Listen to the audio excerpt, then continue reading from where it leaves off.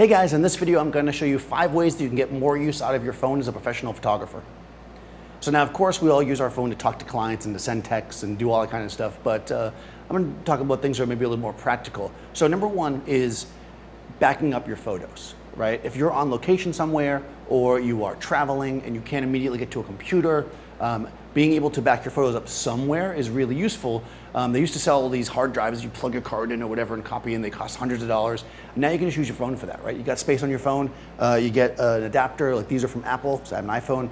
You've got a camera connector, they call it. It allows you to put the USB cable from your camera into your phone, dump the photos there, or you can get SD card reader. SD cards are super common, so this is also very, very useful. This is going to allow you to get the photos onto your phone. Your phone, of course, has the ability to email and stuff, so if you wanted to email or airdrop them or that kind of stuff to your client from there, you can also do that, so it's good for that. Now the other thing you can do is, you can see that I've got a lavalier mic on through this whole multicam system, but you can also use your phone as an audio device, right? If you get something like a Rode Smart Lav, which I have here, and I have the little Apple adapter on the bottom of it. So the Smart Lav is pretty inexpensive. It allows you to plug right into your phone. It's designed for it. It's going to allow you to do good audio reporting. So if you do if you want a podcast or you want to record video, do an interview of somebody, you can use it for that. You can even use it as like an external audio recorder. Sometimes if I want to be far away from somebody, let's say you've got your DSLR, you're making a video, you don't want to have them right up next to you. You can turn on the audio recording app in your phone, put it in the client's pocket, put the Rode Smart Lav on them, hit record on your camera, sync it up later, you get nice clean audio at a distance without buying a separate audio recording device for that. So super useful, you already have the phone, right? The other thing that I often do with my phone is I use it as a marketing tool by using things like Facebook and Instagram stories when I'm on shoots, right? A lot of times you're just kind of at your computer or you're getting your equipment or doing whatever, that's not that interesting, right? But when you're getting ready for a shoot or there's you're on your way or you're packing up some cool equipment or put that on your Instagram stories, right? Use your phone to let the public know that you're out there and you're doing your thing, right? It's not just it used to be Instagram was just the pictures, right? Now you can kind of tell a little bit of a story of your life, and also you can save them now, which is nice. So you can archive them and do things like that to let people know kind of what you're about.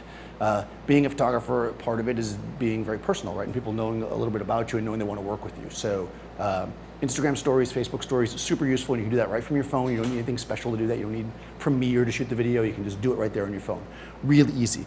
Speaking of that, interconnection, I always use DropBox when I'm sharing photos. It's one of the most popular things for me. Every once in a while I'll use WeTransfer or something if it's big, but DropBox is kind of my go-to.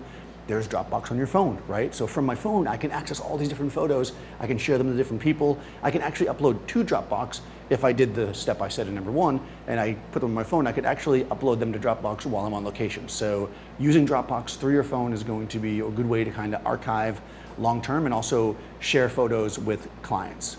So that's pretty much the main things I do with my phone. The other thing that you can do that is kind of cool, let me see if I have it set up, is there's lots of apps that allow you to connect to modern software, right? I use Capture One, I shoot tethered, I'm actually set up here, we're gonna do a photo shoot now when I'm done with this.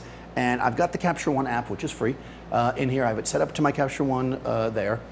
And of course, you can use it to control the camera and stuff, which is, you have to pay a little extra for that, but for the free app, you can set it up so that people can see the photos. This is super useful if you're doing a photo shoot and you don't want the client over your shoulder. You hand them an iPad or let them lug their phone into it. They can look at the photos as they come up, they can rate them. And I'll show you, I'm plugged into the computer right now. So basically, I've got my Canon, you can't see it off camera here. It says, I get no images, so I'm gonna just stand over here. Let me see if I can get in the position here. And we'll go like this, I'll look at the camera, and there we go.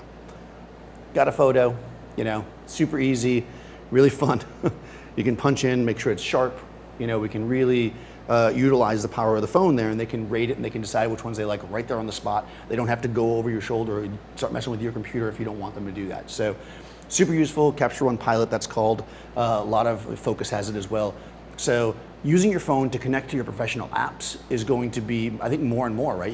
Sony's got an app for sure that you can connect to their cameras. Canon's got apps, Olympus has apps, they all have apps which are going to allow you to use your phone in a way to use the camera as a remote, whatever, depending on what kind of camera you have. So using your phone as an interface for your professional tools is basically another great thing you can do with it. So thanks for watching, guys. Hopefully you enjoyed this. Let me know if you want to know more of these kind of tips, if you want to know more apps that I use. Let me know what apps do you use. I'd love to see some comments on how people are using their phone professionally.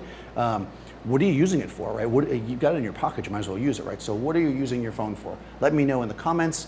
Be sure to subscribe if you don't already. Ring the bell so you get the notifications, and I'll see you next time.